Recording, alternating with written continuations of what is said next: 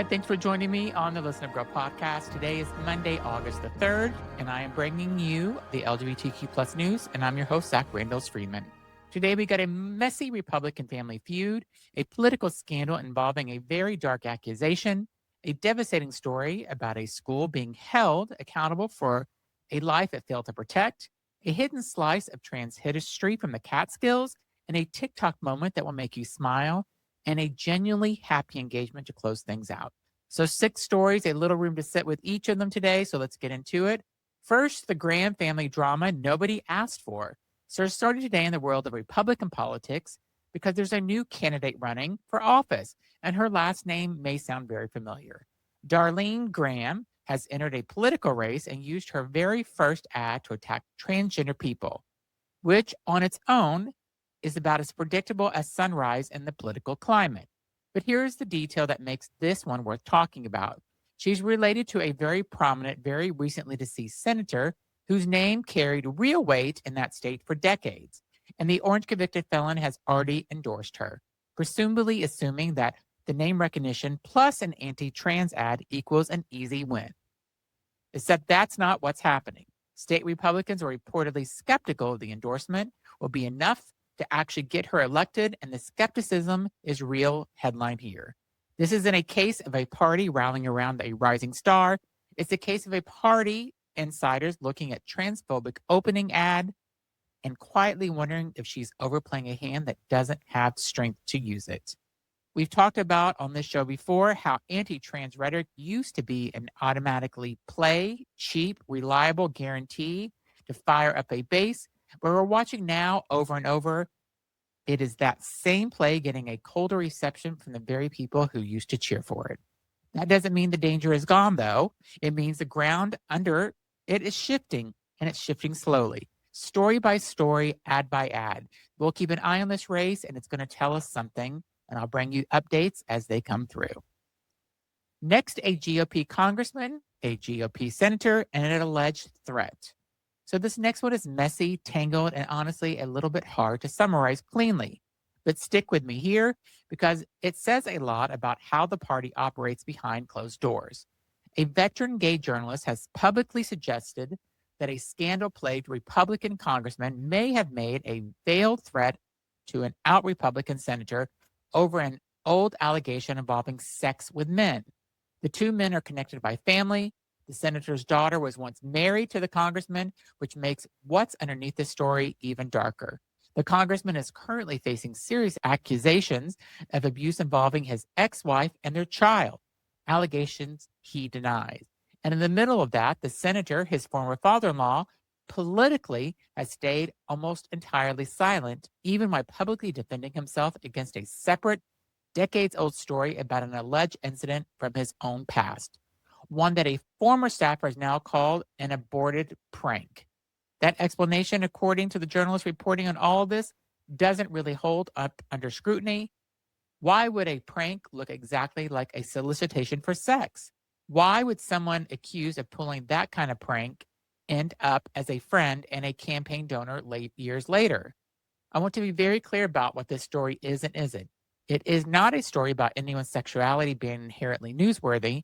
It is a story about a political culture where the closet gets treated as a weapon of last resort, something to be threatened, hinted at, and dangled, and the second it becomes political convenient.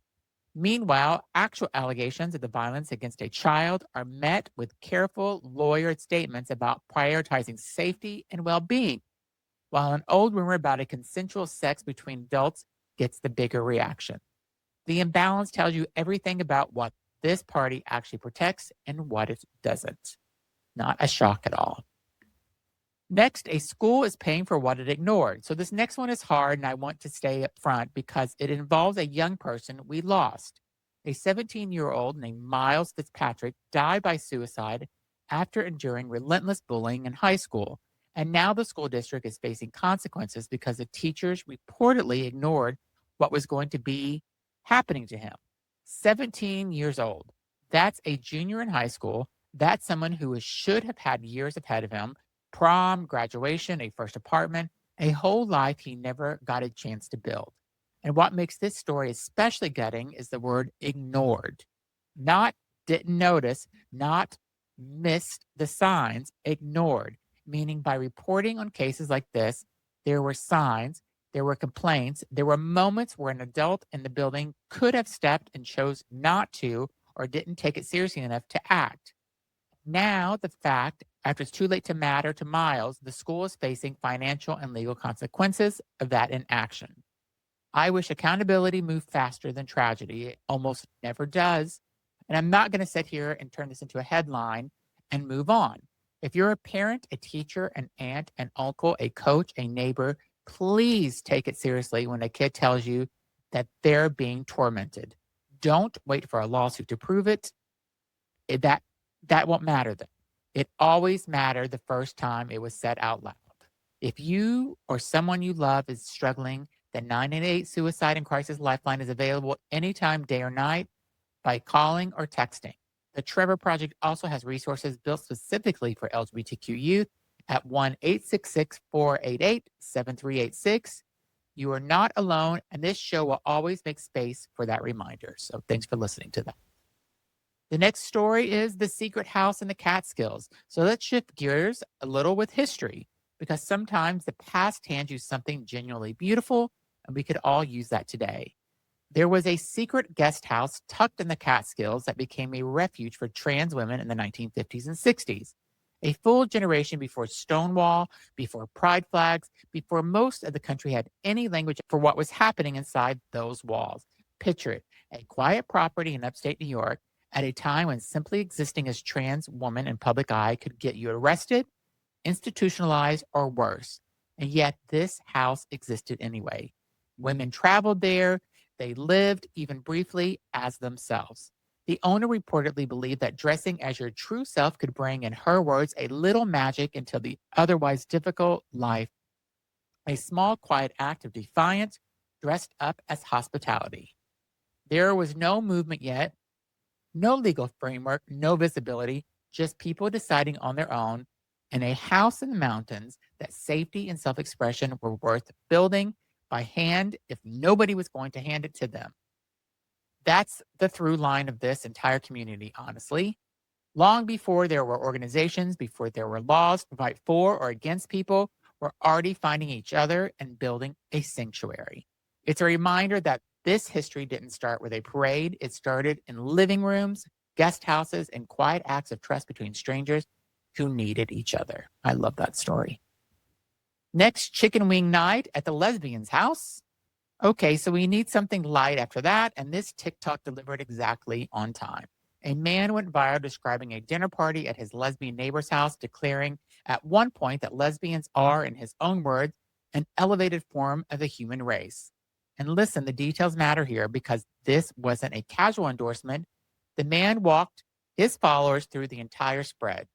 2 kinds of wings: crispy fries, grilled zucchini, real baked beans, not the canned kind, street corn, mussels and white sauce, silk pie for dessert, in case anyone was wondering if these women were playing around.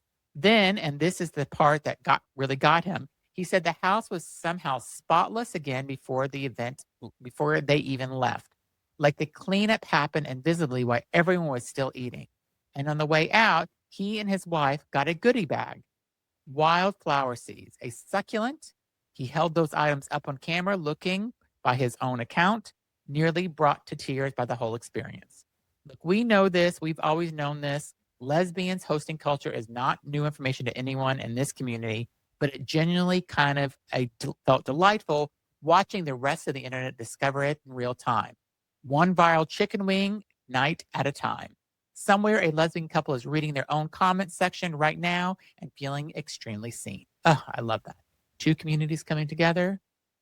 A proposal worth smiling about is our next story. And we're closing today on something joyful because after everything else in this episode, we have absolutely earned it. Sam Smith is engaged to fashion designer Christian Cowan.